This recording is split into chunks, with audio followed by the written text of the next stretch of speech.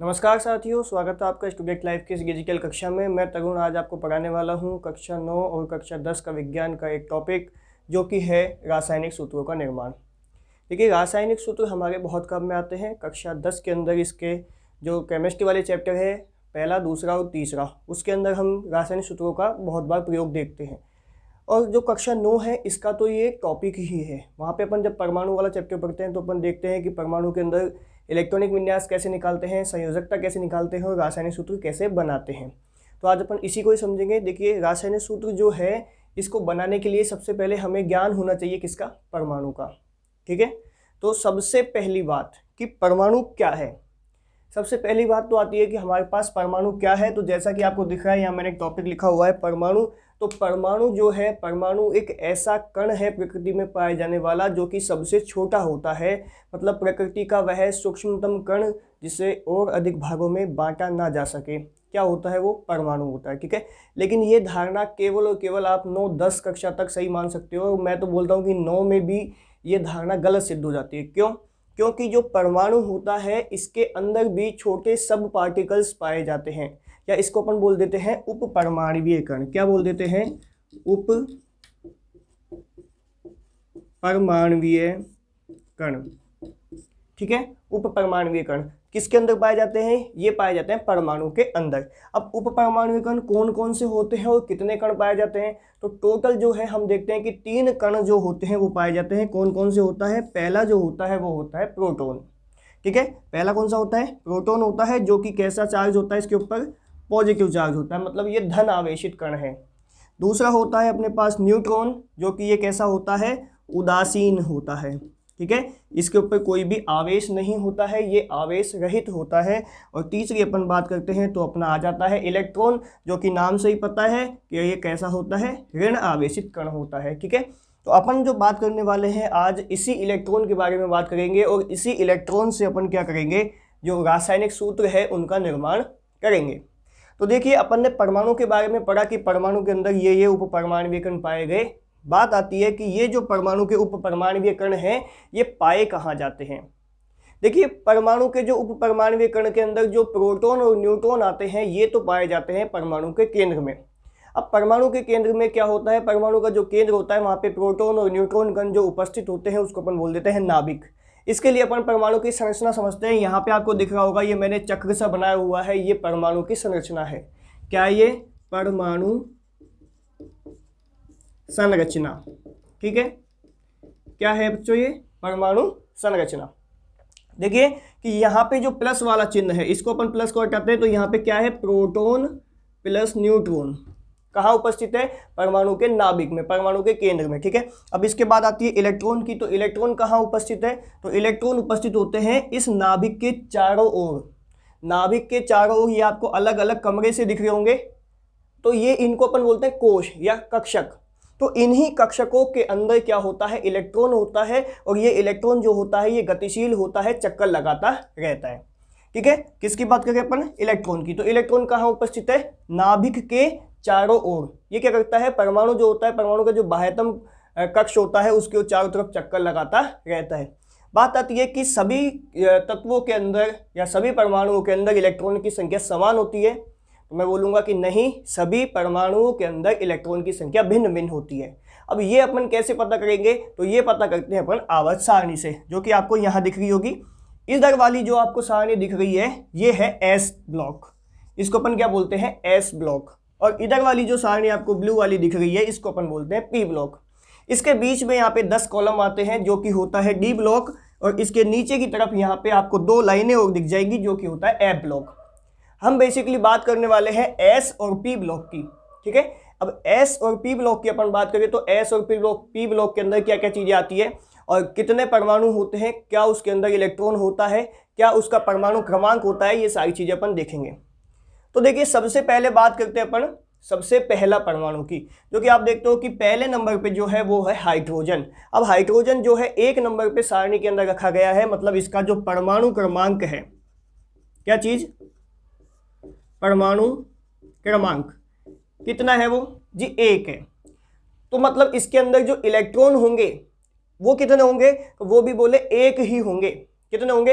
1 होंगे। अब ऐसे ही अपन और बात कर लेते हैं। हाइड्रोजन के बाद क्या आता है? हीलियम आता है। हीलियम कितने नंबर पे आता है? बोले सर हीलियम आता है 2 नंबर पे। तो इसका परमाणु क्रमांक कितना हो गया? 2। इलेक्ट्रॉन कितना हो गया इसके अंदर? बोले सर 2 इलेक्ट्रॉन इसके अंदर पाए जाते हैं। ठीक है, कितने इलेक्ट्रॉन मिले? 2 इलेक्ट्रॉन। अब ये दोनों इलेक्ट्रॉन, बात आती है कि भरे कहाँ जाएंगे। देखिए इलेक्ट्रॉन भरने का एक क्रम होता है। अब वो कौन सा क्रम है, क्या क्रम है, उसको अब हम परमाणु संरचना में देख लेते हैं कि परमाणु के नाभिक के चारों ओर हमने देखा कक्षा मिली। अब कितनी कक्षाएं मिलती है? तो टोटल 4 कक्षाएं हम देखते हैं। क्या नाम दिया है उनको? उनको अपन ने नाम दिया है के, एल, एम और एन। ठीक है, के, एल, एम और एन, ये अपन ने 4 क्या दे दिए, इनको नाम दे दिए। ठीक है, इसके बाद बात करते हैं कि ये तो क्या हो गए परमाणु के चारों ओर के कक्षक, और इन कक्षकों को ही अपन ने क्या बोला है? इनको अपन ने बोला है कोश। ठीक है, अब ये जो कोश होते हैं, ये कोश क्या होते हैं? छोटे उपकोशों में विभाजित होते हैं। ठीक है, किसमें विभाजित होते हैं? ये छोटे उपकोशों में। अब यहाँ पे जो के है ये पहली कक्षक है, पहला कोश है, एल जो है दूसरा, एम तीसरा और एन चौथा। तो ये जो पहला कोश है इसको भी और छोटे भागों में बांटा गया है। इसका जो सब कक्षक या उपकक्षक बोला जाए तो वो होता है एस। सभी कक्षाओं के जो है उपकक्षक होते हैं, कक्षाओं को आगे और उपकक्षकों में बांटा गया है, जो कि कौन कौन सी होती है? वो होती है एस, पी, डी और एफ। बात समझ में आ गई है? एस, पी, डी और एफ। अब जो कक्षक होते हैं उनके पास कौन कौन से उपकक्षक मौजूद होते हैं, इनको समझ लेते हैं अपन। कि जो सबसे पहला अपने पास देख लेते हैं अपन के कक्षक। तो के कक्षक के पास क्या होता है? एक उपकक्षक होता है और वो होता है एस। यहाँ पे अपन को दिख गया के पास क्या है? एक उपकक्षक है जो कि कौन सा है? एस। एल के पास 2 उपकक्षक है, कौन कौन से हैं? एक एस और एक पी। एस और पी। एल के पास क्या है? 2 उपकक्षक है। एम के पास बात करें तो अपन एम के पास 3 उपकक्षक आ जाते हैं, एस, पी और डी। अब ऐसे ही एन की बात करते हैं तो एन के पास 4 उपकक्षक आ जाते हैं, जो कि कौन कौन से होते हैं? एस, पी, डी और एफ। ठीक है, ये अपन ने बात कर ली कोश के उपकोश के बारे में या उपकक्षक के बारे में। अब बात आती है कि इसके अंदर इलेक्ट्रॉन कितने भरे जाते हैं। देखिए जो एस कक्षक होता है या एस उपकक्षक की बात करें तो इसके अंदर टोटल नंबर ऑफ इलेक्ट्रॉन, मतलब अधिकतम इलेक्ट्रॉनों की संख्या कितनी भर सकते हैं अपन? 2। तो यहाँ पे अपन एस जहां भी हमें कक्षक दिखेगा उसके अंदर अपन अधिकतम इलेक्ट्रॉन कितने भर देंगे? 2 भर देंगे। आगे चलते हैं, एस के बाद हम देखते हैं पी आता है। तो पी के अंदर जो टोटल नंबर ऑफ इलेक्ट्रॉन है, मतलब अधिकतम इलेक्ट्रॉन कितने भर सकते हैं? 6 भर सकते हैं। बात समझ में आ गई? तीसरी बात करते हैं डी कक्षक की। तो डी कक्षक के अंदर अधिकतम इलेक्ट्रॉन कितने भरे जा सकते हैं? 10 और एफ के अंदर टोटल इलेक्ट्रॉन 14। अब बात आती है, अपन इसको देखते हैं, इसी फॉर्मूले को आगे चलते हैं। तो अब देखो जो सबसे बड़ा कोश है, सबसे बड़ा कोश है, तो सबसे पहला कोश कौन सा आया? के। कौन सा आया यहाँ पे? के पास कितने उपकक्षक है? बोले सर एक उपकक्षक है, और वो कौन सा है? केवल और केवल एस। बात समझ में आई? उसके बाद आगे चलते हैं एल के पास। अब एल के पास कितने उपकक्षक है? बोले सर एक एस है और एक पी है। तो एल की बात करते हैं तो एल दूसरे नंबर पे आता है। तो कौन कौन से उपकक्षक है? तो बोले सर एक एस है और एक पी है। ठीक है, अब बात करते हैं किसकी? एल एम की। अब एम के पास क्या है? एम तीसरे नंबर पे आता है, तो इसके पास एक एस, एक पी और एक डी है। तो यहाँ पे तीसरे नंबर पे एक एस है, एक पी है और एक डी है। अब ये ऐसे ही चौथे पर बनाएंगे। तो ये सारणी मैंने पहले से बना रखी है यहाँ पे। ठीक है, आपको यहाँ पे एक सारणी दिख रही है, दिख रही है सबको? ठीक है, तो यहाँ पे ये जो सारणी बनी है, इस सारणी में आपको तीर के चिन्ह भी दिख रहे होंगे। तो यहाँ पे अपन इसको मान सकते हैं के, इसको एल, इसको एम, इसको एन।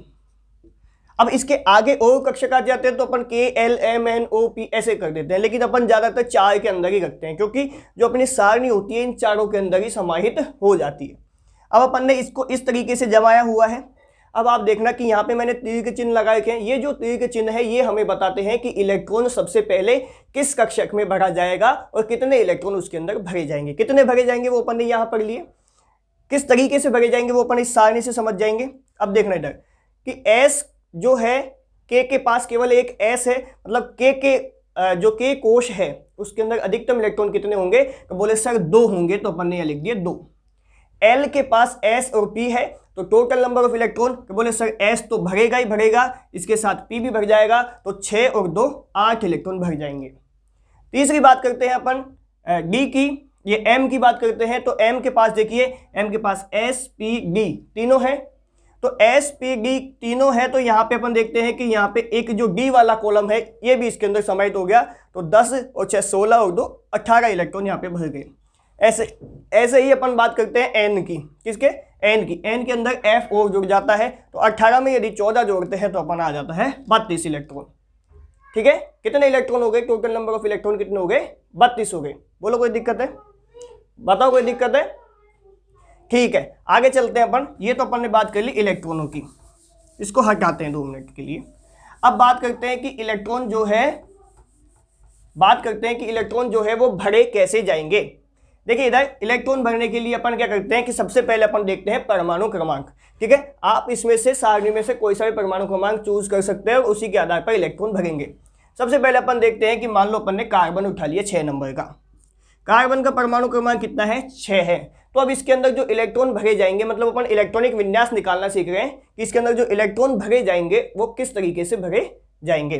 तो कार्बन 6 नंबर पे है, इसका परमाणु क्रमांक 6 हो गया। अब इसको भरते हैं। सबसे पहले इलेक्ट्रॉन किस में भरे जाएंगे, तो बोले सर सबसे पहले K के अंदर भरे जाएंगे, और K में भी किस में भरे जाएंगे, तो सर K के पास S है, तो सबसे पहले यहाँ पे अपन ने पहला तीर कटा है 1s, तो 1s में इलेक्ट्रॉन भरे जाएंगे। अब S उपकोष के अंदर अधिकतम इलेक्ट्रॉन कितने भर सकते हैं, तो यहाँ मैंने लिख रखा है कि अधिकतम इलेक्ट्रॉन 2 भर सकते हैं, तो इस 2 को अपन ऊपर की तरफ दर्शा देंगे। बात समझ में आ गई, क्या हो गया 1s2। किसका है ये, बोले सर ये K का है, तो ये क्या हो गया K का, K भर गया पूरा। और हमारे पास 6 इलेक्ट्रॉन थे, जिसमें से हमने 2 इलेक्ट्रॉन S के अंदर भर दिए, मतलब K के अंदर भर दिए। अभी हमारे पास टोटल 4 इलेक्ट्रॉन बाकी रह गए। अब अपन 4 इलेक्ट्रॉन भी हमको भरने हैं और इसी परमाणु के अंदर भरने हैं। तो अपन देखते हैं कि K पूरा भर गया, तो अपन जाएंगे L की तरफ। अब L के पास जो है S और P 2 उपकक्षक है। कितने हैं, S और P 2 उपकक्षक है। तो सबसे पहले अपन भरेंगे S के अंदर।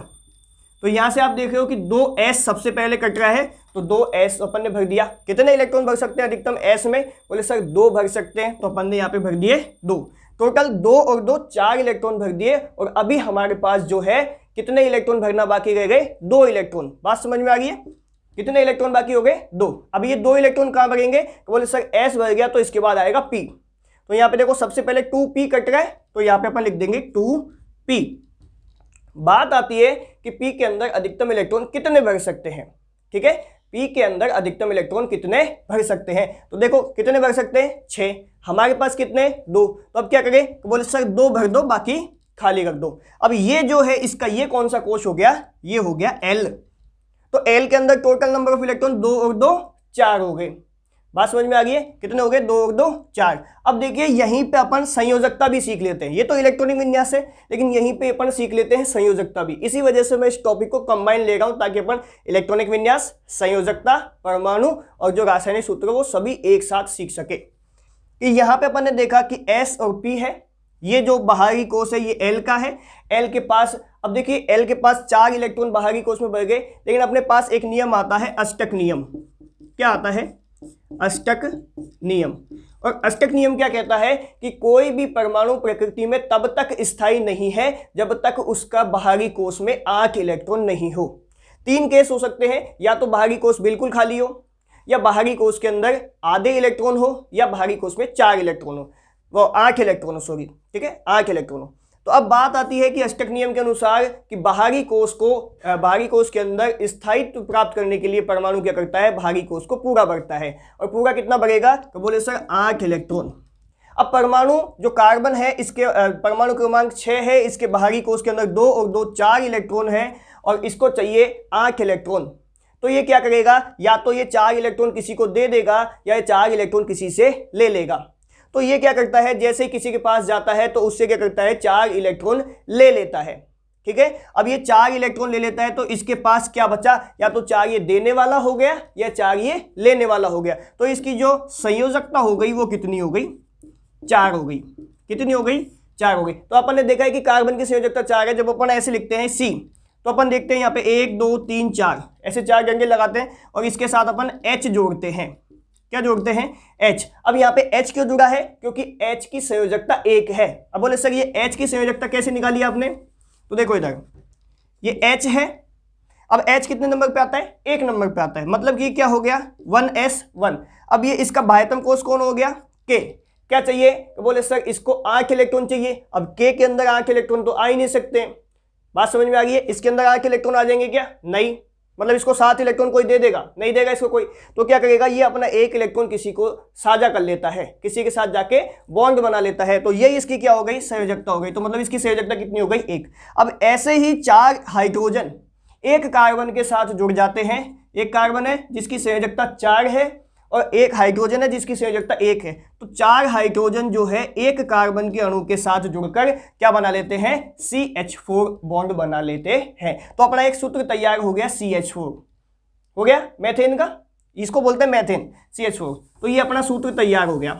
अब अपन ने इलेक्ट्रॉनिक विन्यास सीख गए थे, साथ साथ संयोजकता निकाली और साथ में ही क्या बन गया, अपना सूत्र बन गया। अब ऐसे ही अपन यहाँ पे संयोजकता सीख गए, इलेक्ट्रॉनिक विन्यास सीख गए। अब अपन चेंज करते हैं इसको, कार्बन का निकाला अपन ने, ध्यान रखना अष्टक नियम, बाहरी कोष के अंदर 8 इलेक्ट्रॉन होनी चाहिए। देखो अब बात करते हैं किसकी, एक ही उठा लेते हैं अपन, सोडियम का। बहुत अच्छा उदाहरण है ये भी, सोडियम। परमाणु क्रमांक कितना है इसका, 11 है, ये लो परमाणु क्रमांक 11। सबसे पहले इलेक्ट्रॉन भरना सीखेंगे। इलेक्ट्रॉन सबसे पहले किस में भरा जाएगा, 1s में, ठीक है। s के अंदर अधिकतम इलेक्ट्रॉन कितने भर सकते हैं, 2, भर दिए। आगे किस में भरा जाएगा, 2s में, कितने भर सकते हैं अधिकतम इलेक्ट्रॉन, बोले सर 2, भर दो। आगे चलो किसमें, 2p में, ये लो 2p, कितने भर सकते हैं अधिकतम इलेक्ट्रॉन, 6, गिनो 6 और 2 8 और 2 10, हमारे पास कितने 11। अभी 1 इलेक्ट्रॉन बाकी है, 1 इलेक्ट्रॉन भरना है ना 1 इलेक्ट्रॉन, तो कहाँ भरेंगे, बोले सर 1s भर गया, 2s भर गया, 2p भर गया, 3s के अंदर अपन भरेंगे। 3s कितने भर सकते हैं, 2 है, कितना 1, तो यहाँ पे अपन क्या करेंगे, 1 भर देंगे।